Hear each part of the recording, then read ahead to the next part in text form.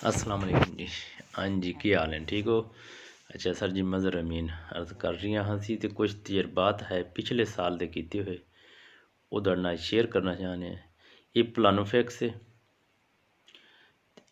100 ml ਇਹਦੇ ਵਿੱਚ packing ਹੈ ਜੀ 100 ml ਦੀ, ਔਰ 50 ml ਪਰ ਏਕੜ ਦੇ ਹਿਸਾਬ ਨਾਲ ਗੰਦਮ ਤੇ ਸਪਰੇਅ ਕਰ ਰਹੇ ਹਾਂ। ਪਿਛਲੇ ਸਾਲ 40 ml ਕੀਤਾ ਹੋਇਆ ਗੰਦਮ ਤੇ ਪਰ ਏਕੜ ਦੇ ਹਿਸਾਬ ਨਾਲ ਸਪਰੇਅ,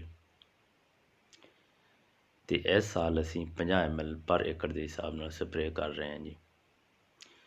ਮਾਸ਼ਾਅੱਲਾ ਪਿਛਲੇ ਸਾਲ ਅੱਛੇ ਰਿਜ਼ਲਟ ਮਿਲੇ ਹੈ, ਔਰ ਇਹਦਾ ਸਪਰੇਅ ਕਰਨ ਨਾਲ ਜਿਹੜੇ ਅਸਾਂ ਫਾਇਦੇ ਵੇਖੇ ਸੀ ਉਹਦੇ ਇਹ ਹੈ ਕਿ ਇਹਦਾ ਬੂਟਾ ਜ਼ਿਆਦਾ, ਟਿਲਰਿੰਗ ਜ਼ਿਆਦਾ, यानी कि तने ज़्यादा निकले आंदे, ज़्यादा तने निकले साफ रहे जी, ज़्यादा सीटें निकल सन ते इस वजह नाल पिछले साल किया हा वो तजर्बा महा थोड़े नाल शेयर कर दईए।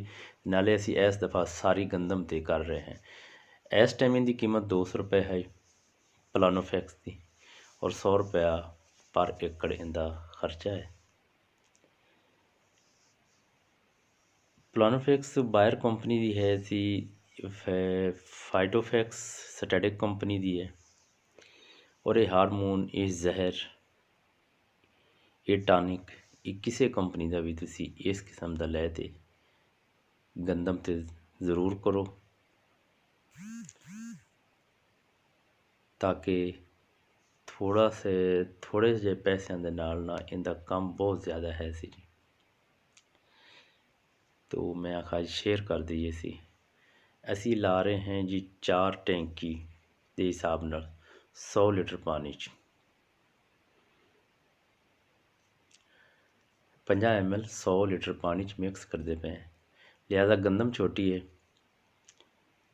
तो ये ज़्यादा नहीं हो रही है।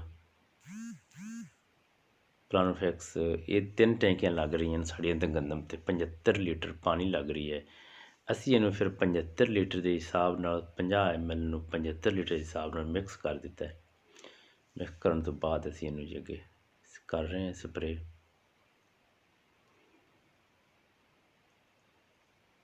ये गंदम है सामने जिंदे स्प्रे करना।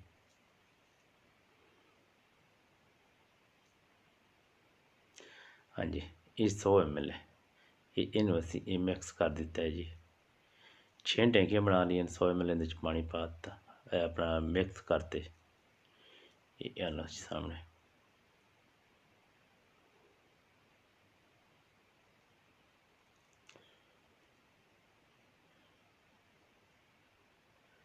प्लानोफैक्स स्टैटिक दा है फाइटोफैक्स।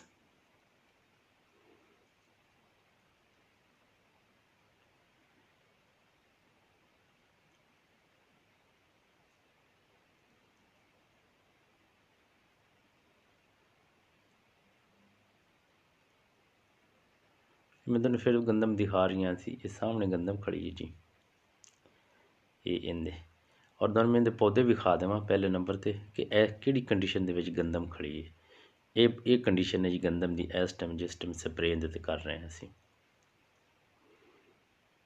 कला कला पौधा खड़ा है जी। इंशाल्लाह 8-7 दिनों बाद इनका रिज़ल्ट ठीक आना शुरू हो जाएगा, और इस दफ़ा असी 2 स्प्रे करने सी। तो इंशाल्लाह 8-10 दिनों बाद इनका जो रिज़ल्ट आया ना वो भी तुहाडे नाल शेयर करांगे। लेकिन पिछले साल का सानू रिज़ल्ट अच्छा मिला हा, जिस बिना ते असी इनू स्प्रे जिहड़ा सी दोबारा ऐसे पूरी गंदम ते कर ली। इस फील्ड नू इंशाल्लाह 8-10 दिनों बाद फिर तुहानू दिखावांगे।